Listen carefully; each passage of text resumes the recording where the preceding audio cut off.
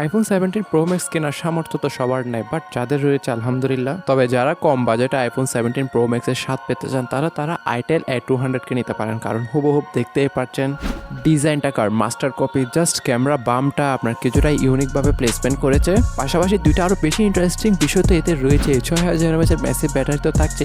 সাথে আপনাকে যদি প্রশ্ন করি ফ্রি লিঙ্ক যে ফিউচারটা রয়েছে তার সর্বোচ্চ রেঞ্জ কত দূর, সর্বোচ্চ 500 কিংবা 1 কিলোমিটার। তবে আইটেলের এই স্মার্টফোনটি দ্বারা আপনি সর্বোচ্চ 2 কিলোমিটার পর্যন্ত ফ্রিতে কথা বলতে পারবেন, তাও ফ্রি লিঙ্কের মাধ্যমে কোনো প্রকার ডাটা সিম কিংবা এমবি ছাড়া। তবে ওভারঅল ভালো মন্দ সবই জানাচ্ছে, যেখানে স্মার্টফোনটির আমি ফার্স্ট ইমপ্রেশনই দিয়ে থাকবো। দেশের বাজারে খুবই শীঘ্রই কিন্তু লঞ্চ হতে যাচ্ছে এই মাসের মধ্যে, আর যখনই লঞ্চ হবে একে নিয়ে ইন ডিটেলস ভিডিও অবশ্যই তৈরি করা হবে। তাই ভিডিওগুলো মিস দিতে না চাইলে অবশ্যই stay connected with our channel. আর ফেসবুক পেজ থেকে দেখে থাকলে লাইক, কমেন্ট, ফলো এবং শেয়ার দিতে ভুলবেন না। ফার্স্ট অফ অল তার সেলিং পয়েন্ট মিনস তার ডিজাইন দিয়ে শুরু করে, যেহেতু আইফোন 17 প্রো ম্যাক্সের হুবহুব কপি করেছে, যাকে নিয়ে আমার খুব একটা বেশি কথা বাড়াতে হবে না। বাজেট বিবেচনায় ফুল বডি প্লাস্টিক, তার সাথে পোর্টস এন্ড বাটনের কথা উঠলে এখানে সিঙ্গেল স্পিকারই পাচ্ছেন, যেটা আপনার টপে প্লেসমেন্ট করা হয়েছে। বাই মিস্টেক হাত থেকে পড়ে গেলেও যেহেতু মিলিটারি স্ট্যান্ডার্ড 810 এর সার্টিফিকেশন রয়েছে, বেশ শক্তপোক্তই ছিল, বাট তাই বলে এক্সট্রিমলি কোনো টেস্ট করতে যায় না। যেখানে তারা দুইটি সিমের পাশাপাশি একটি মেমোরি কার্ড ব্যবহার করার সুবিধা দিয়ে দিয়েছে। সর্বশেষ ডিজাইন নিয়ে বলবে সর্বনাশের মূল কারণই বলবো, কারণ ডিজাইনটা ভালো দিতে গিয়ে অন্য জায়গায় ভালোই কস্ট কাটিং করেছে, যা ভিডিওর সামনে আমি আলোচনা করছি। পোর্টস এন্ড বাটনটা আগে ক্লিয়ার করেছিলাম, এখানে জাস্ট আপনার সেকেন্ডারি স্পিকার, তার সাথে সেকেন্ডারি মাইক কোনোটাই পাচ্ছেন না।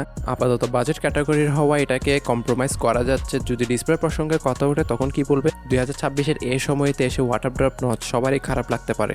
যার ফ্রন্ট আসলে আমরা দেখতে পারবো 6.75 ইঞ্চি মাপের এইচডি প্লাস রেজুলেশনের আইপিএস এলসিডি প্যানেল, যাতে 120 হার্জের মতন ফাস্ট রিফ্রেশ রেট রয়েছে। তবে এটা নাম মাত্র কাজের না, ম্যাক্সিমাম ক্ষেত্রে 60 to 19 হার্জে আপনার ওঠানামা করবে, যার কারণ কিছুক্ষণ পরেই আমি আলোচনা করছি।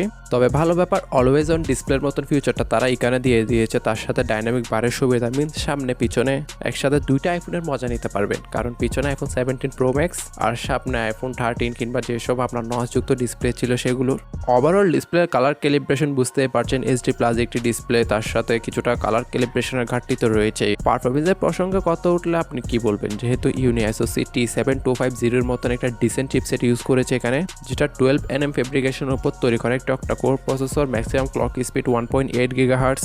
এক কথায় চিপসেটটিকে নিয়ে যদি আমি কথা বলি, all over basic to normal ইউজারদের জন্যই এটা। হাই এন্ড গেমিংয়ের কথা বাদ দিয়ে দেন, মোটামুটি 2D কিংবা লো গ্রাফিক্সের গেমগুলো টাইনে টুনে প্লে করা যাবে।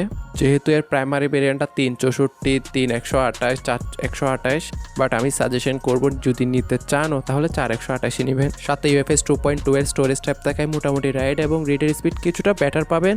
তবে খুব একটা বেশি ইন ডিটেলসেও যাচ্ছি না, যেহেতু ফার্স্ট ইম্প্রেশন একটা ভিডিও দেশের বাজারে লঞ্চ হলে বাকিটা ইন ডিটেলস ভিডিওতে বলা হবে। এখন আমি যে আপনাকে বলেছিলাম 120 হার্জ সাপোর্ট না করার কারণটা তার প্রসেসরই, কারণ প্রসেসরটা খুব একটা বেশি ক্যাপাবল না, যার ফলশ্রুতিতে হয়তো বা ক্যামেরা কোয়ালিটিও খুব একটা ভালো পাবো না। তা নিয়ে পর আলোচনা করছি, আগে ইউআই নিয়ে কথা বলি। অ্যান্ড্রয়েড 16 এর জামানায় অ্যান্ড্রয়েড 15 এর গো এডিশনের সাথে এসেছে ভালো ব্যাপার, তার সাথে আইটেল OS 15.1 দিয়েছে, যেখানে কিছুটা বাগ ভালো কিংবা প্রি ইনস্টল অ্যাপ এবং অ্যাডস রয়েছে, যেগুলো চাইলে আনইনস্টল কিংবা অফ করে দেওয়া যায়।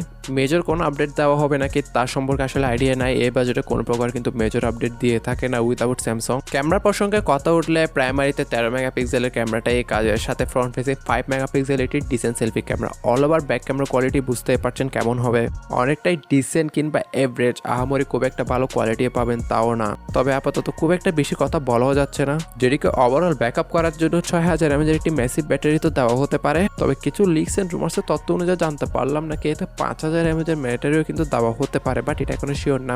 তবে বেশি কনফার্মেশন পাচ্ছে 6000 mAh এর ক্ষেত্রে, যাকে 0 to 100% চার্জ করার জন্য বক্সে দেওয়া হতে পারে 15 ওয়াটের একটি ফাস্ট চার্জার। আসলে এটাকে ফাস্ট বলবো না, ডিসেন্টই বলবো। এখন অল ওভার প্রাইজিং এর ব্যাপারটা কিন্তু খুব একটা ক্লিয়ার হয় না, দেশের বাজারে কিন্তু এই মাসের দিকে কিন্তু আপনার লঞ্চ হতে যাচ্ছে, তখনই প্রাইজিং আর আপনার নেওয়া উচিত কিনা সবে আলোচনা করা হবে বিস্তারিত।